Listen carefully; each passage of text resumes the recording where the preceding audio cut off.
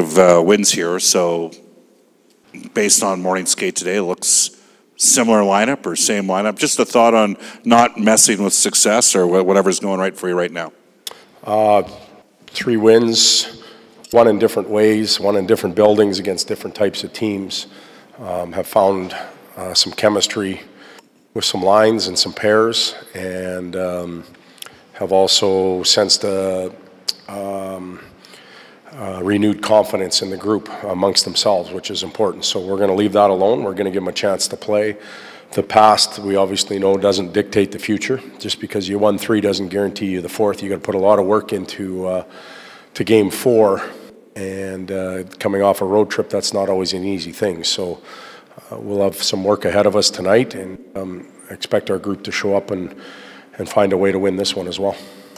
Todd, you're focused on winning games, as you should be, but you also have some young players. It'll be 4 scratches in a row for Puljujarvi. Are you concerned that this long a stretch might affect his confidence, and how do you think he'll react to this? I'm always worried about a player's confidence, and it doesn't have to be a young player. It could be Kyle Brodziak when he sits out Game 2 of a season when he joins a new team. You're always concerned about confidence and how it affects players, but you know, I look at Jesse's situation, and I've addressed Jesse days ago, and I'm addressing Jesse again today. It's obviously a hot topic, but he hasn't played a game in 4 days, and you know, yes, or 5 days, I guess it is now. He missed 3 games in 4 nights.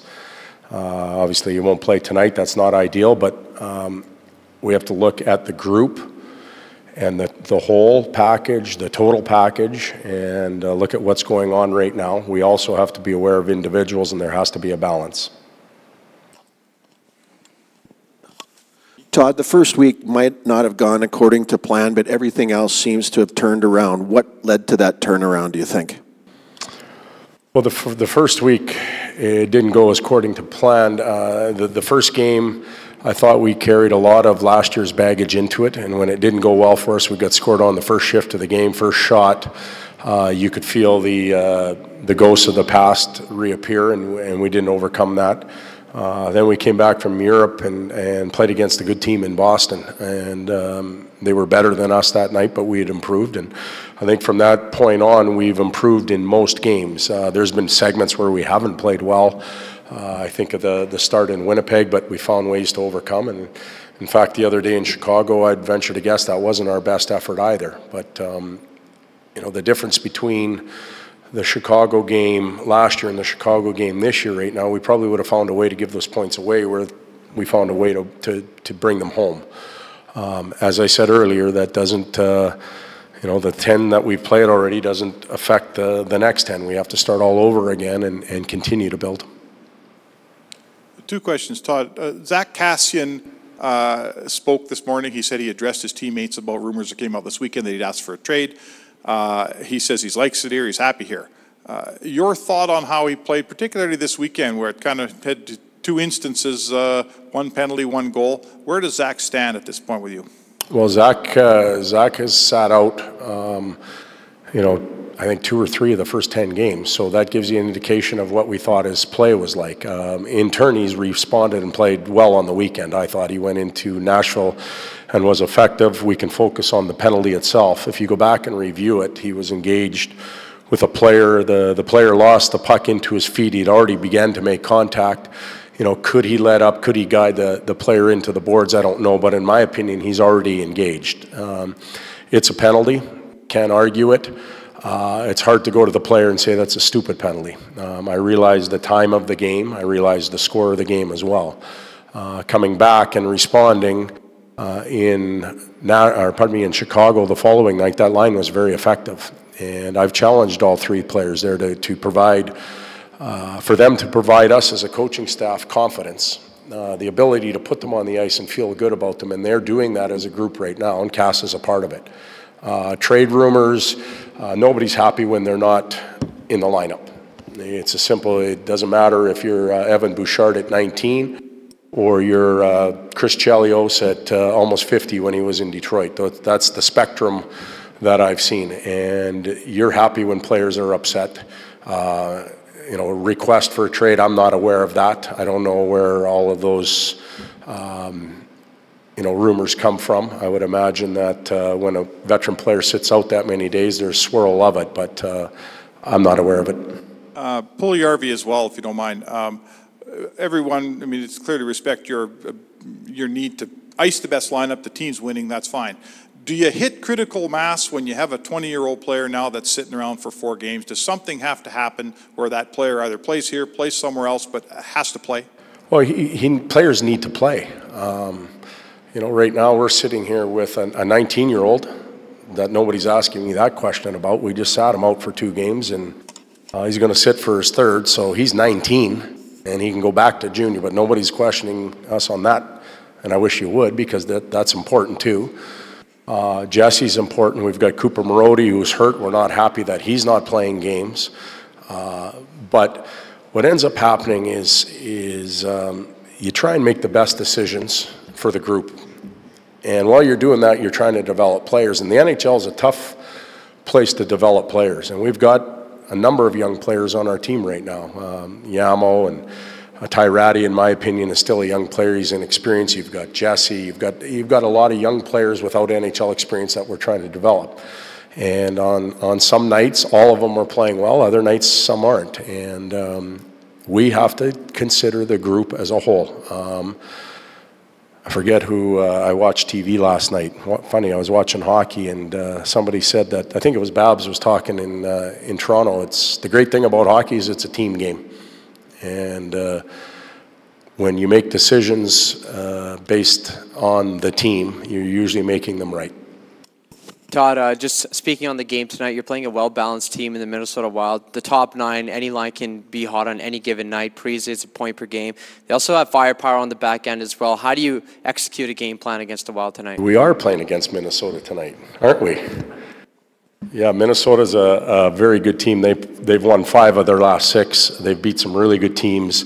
I think they're solid all over in 3 zones. They've been getting tremendous goaltending, and their penalty kill's exceptional, so that'll be a big challenge for us. They've always had a very good systematic team play approach to the game.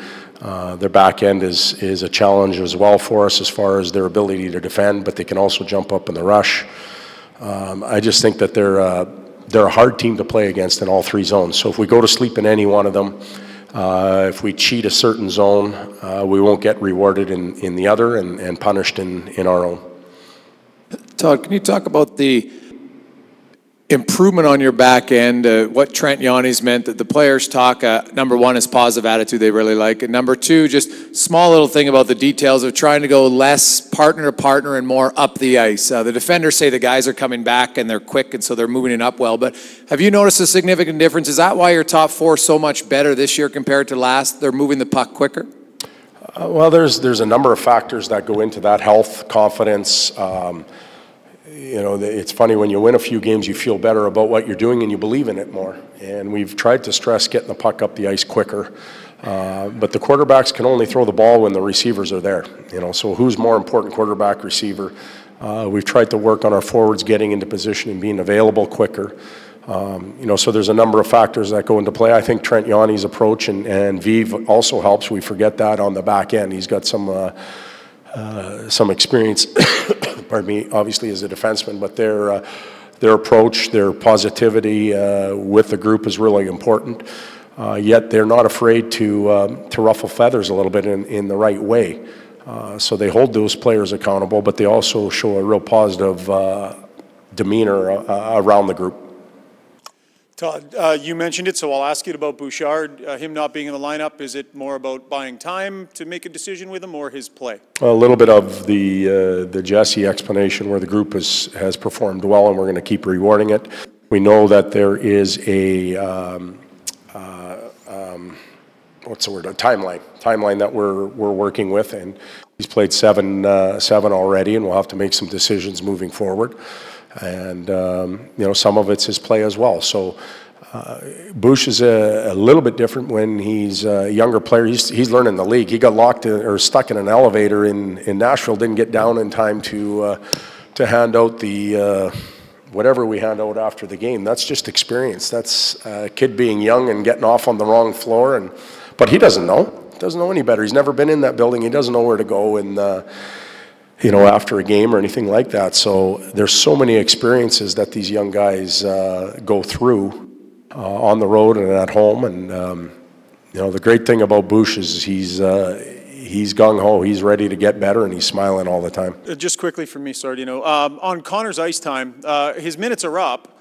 His average shifts per game aren't really, so he's just maybe taking a little bit longer out there. As his minutes creep up with good players, the quality of their play tends to stay up as well with it. Is that what you notice with Connor? Is there any dip in his quality as the minutes go up? No, Connor, out of all the players that I've been around in my 15, 16 years in the league, he has the greatest ability to extend a shift.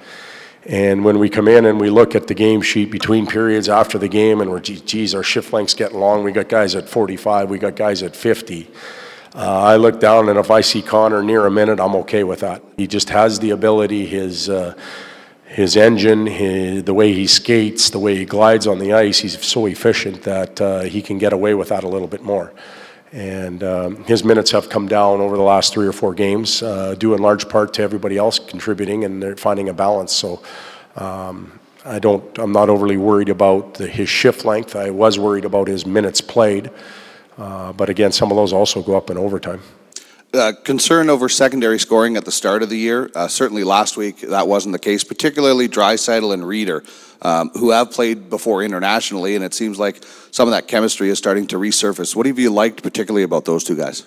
Well, they're now, not because they're Germans or anything like that. They seem to communicate well together. They're talking about where they should be on the ice and what will happen. Is that their past experience together? I don't know. Toby does a lot of skating. For that line and retrieves pucks so Leon can keep plays alive, and Chason's been able to shoot it when he gets it, and he's a big body that'll go to the net. So the three of them have found some chemistry. Secondary scoring is essential. It can go dry, though. It ebbs and flows throughout the year. We want it to stay as long as it possibly can, and really important. Good.